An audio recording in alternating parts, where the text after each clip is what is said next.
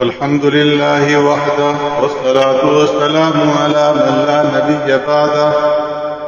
أما بعد فأعوذ بالله من الشيطان الرجيم بسم الله الرحمن الرحيم والذين هم للزكاة فاعلون اور وہ لوگ جو زکوٰۃ دیا کرتے ہیں آمنت باللہ وبآیاتہ۔ معزز سامعین و ناظرین، سورہ مومنون کی ابتدائی آیات میں اللہ تبارک و تعالی نے کامیاب ہونے والے ایمانداروں کا ذکر فرمایا ہے، جن میں وہ ایمان والے ہیں کہ جن کے اندر 7 صفات موجود ہیں، اور ان 7 صفات میں سے ایک صفت یہ ہے کہ وہ زکوٰۃ ادا کرنے والے ہیں، یعنی مالی حقوق کی ادائیگی میں کوتاہی نہیں کرتے۔ لغوی معنی کے اعتبار سے بعض مفسرین کرام نے آیت کا یہ مطلب بھی بتایا کہ جو اپنے نفس کو پورے اخلاق اور مشرکانہ عقائد سے پاک رکھنے والے ہیں،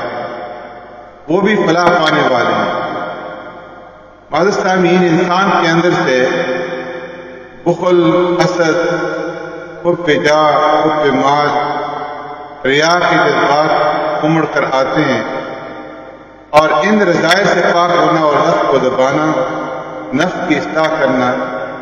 یہ بھی اس زکوٰۃ فاعلون کا مصداق ہے۔ پیارے پیغمبر صلی اللہ علیہ وسلم صحابہ اکرام رضوان اللہ اجمعین کی ایک جماعت کو نصیحت کرتے ہوئے ارشاد فرمایا کہ تمہارے اسلام کی تکمیل اس میں ہے کہ تم اپنے مالوں کی زکوٰۃ ادا کرو۔ اور ام المؤمنین سیدہ طاہرہ عائشہ صدیقہ رضی اللہ تعالی عنہ سے روایت ہے کہ میں نے پیارے پیغمبر صلی اللہ علیہ وسلم سے سنا، آپ صلی اللہ علیہ وسلم فرماتے تھے کہ مال زکوٰۃ جب دوسرے مال میں مخلوط اور ملا ہوا ہوگا تو وہ دوسرے مال کو بھی ضرور تباہ کر دے گا۔ اس کا مطلب یہ بیان کیا گیا کہ اگر کسی آدمی پر زکوٰۃ واجب ہو اور وہ اس کو ادا نہ کرے تو بے برکتی سے اس کا باقی مال جو ہے وہ بھی تباہ ہو جائے گا۔ اور ایک حدیث میں پیارے پیغمبر صلی اللہ علیہ وسلم سے ایک شخص نے عرض کیا کہ مجھ کو کوئی ایسا عمل بتا دیجیے جو مجھے جنت میں داخل کر دے، تو آپ صلی اللہ علیہ وسلم نے فرمایا کہ اللہ تبارک و تعالیٰ کی عبادت کرو اور اس کے ساتھ کسی چیز کو شریک نہ ٹھہراؤ،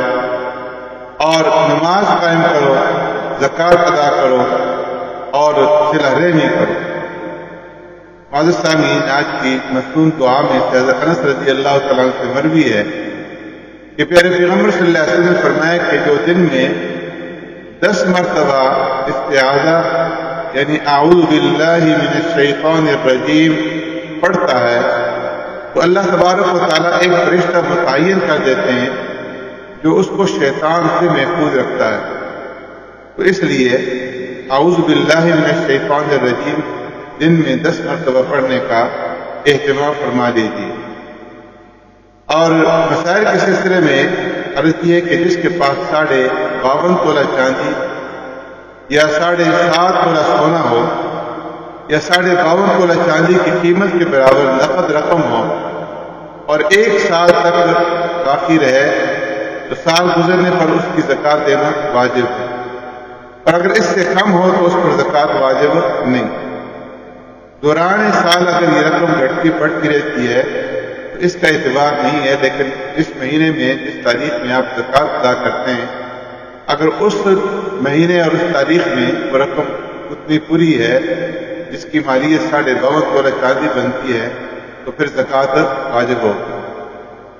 اگر کسی کے پاس 52.5 تولہ چاندی کی قیمت ہے اور اتنی رقم کا وہ مقروض بھی ہے تو پھر اس کے اوپر زکوٰۃ جو ہے واجب نہیں ہوگی۔ سبحانک اللہم و بحمدک، نشہد ان لا الہ الا انت، نستغفرک و نتوب الیک۔